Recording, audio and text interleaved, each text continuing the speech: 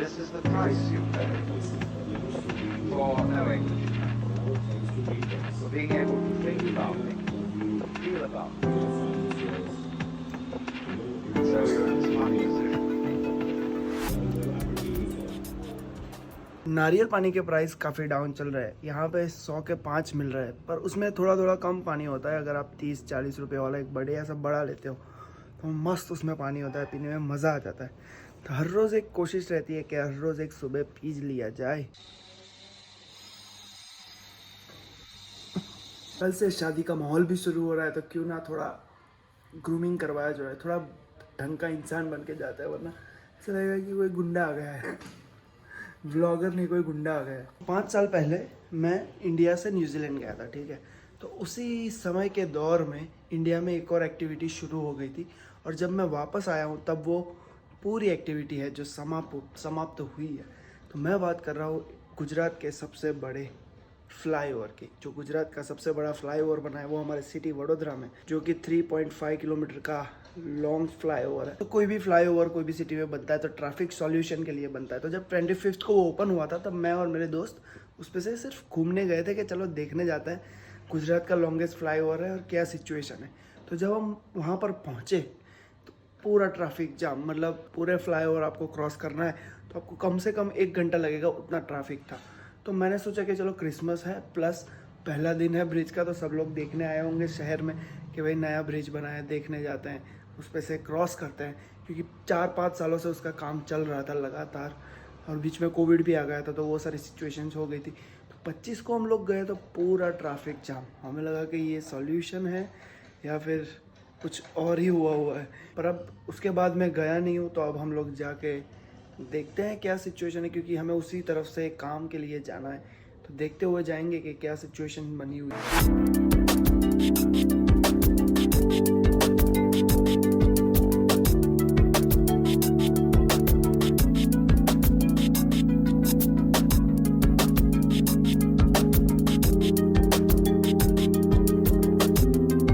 ये एक बार शादियों का सिलसिला ख़त्म हो जाए उसके बाद हम लोग प्लानिंग कर रहे हैं ट्रैवलिंग के लिए, क्योंकि बहुत समय हो गया है ट्रैवलिंग बिल्कुल भी की नहीं है। तो मन बहुत ही कर रहा है, और सबसे बेस्ट चीज़ विंटर आ चुका है।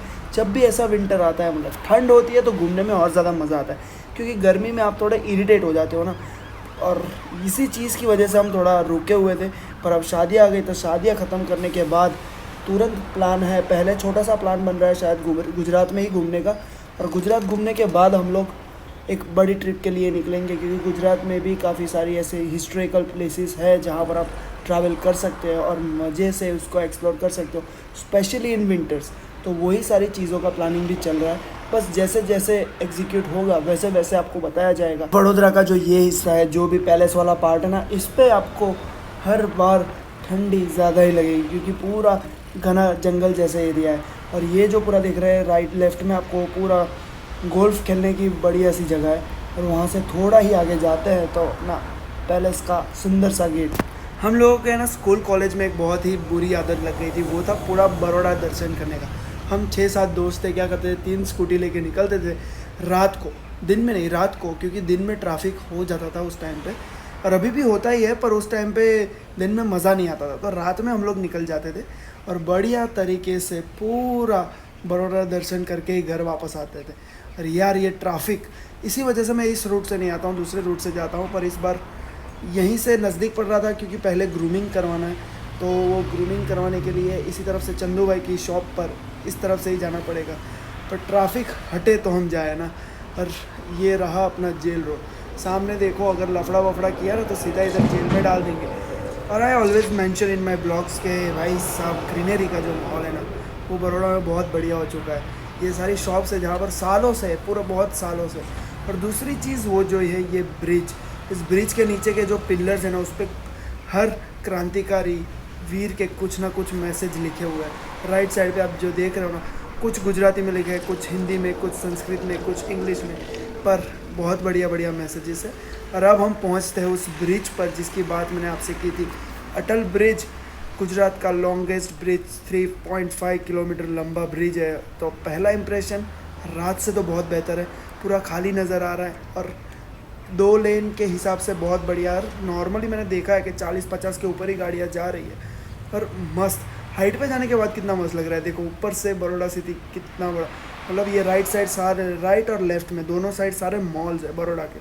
तो अगर ध्यान से देखेंगे ना तो मॉल्स के ऑलमोस्ट 3rd या 4th फ्लोर तक हम लोग पहुंच चुके हैं, शायद 3rd फ्लोर ही है, 3rd फ्लोर तक हम पहुंच चुके हैं। और हाइट क्या मस्त लग रही है। देखो 50 पे तो आराम से गाड़ी चल रही है अपनी, ठीक है। और इतना खाली रोड है दिन में, मतलब कोई सिग्नल बीच में नहीं आएगा, कुछ भी बीच में नहीं आएगा, और गाड़ियाँ तो मतलब भाग रही है। 50 की इस ब्रिज पे मैक्सिमम स्पीड है, पर फिर भी गाड़ियाँ देखो सुम जा रही है एकदम भागते हुए।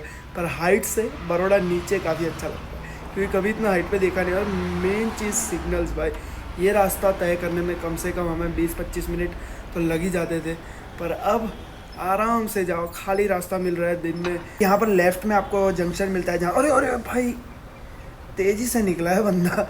अब ये चीज़ों का थोड़ा ध्यान रखना पड़ेगा, ऐसे ओपन ब्रिज पे मतलब आपको आराम से चलानी पड़ेगी, वरना ये जो वो जिस स्पीड से निकला है ना, बिना हेलमेट है बिना कुछ, भाई साहब मुश्किल है, थोड़ा आराम से चलाना चाहिए। पर हाँ, जैसे लेफ़्ट साइड पे ऐसे जंक्शन आते हैं जहाँ पर आपको इजीली आप अपने एरिया के लिए डाइवर्जन ले सकते हो, पर स्पीड अच्छी मेंटेन रहती है और मज़ा भी आ रहा है इस ब्रिज को बहुत ही बढ़िया तरीके से। क्योंकि यार जो मेन चीज़ थी ना सिग्नल्स ना कुछ, और ये देखो बड़ौदा सिटी क्या लग रहा है, ऐसा लग ही नहीं रहा कि मैं बड़ौदा में हूँ, किसी और सिटी में घूम रहा हूँ, ऐसा ही लग रहा है।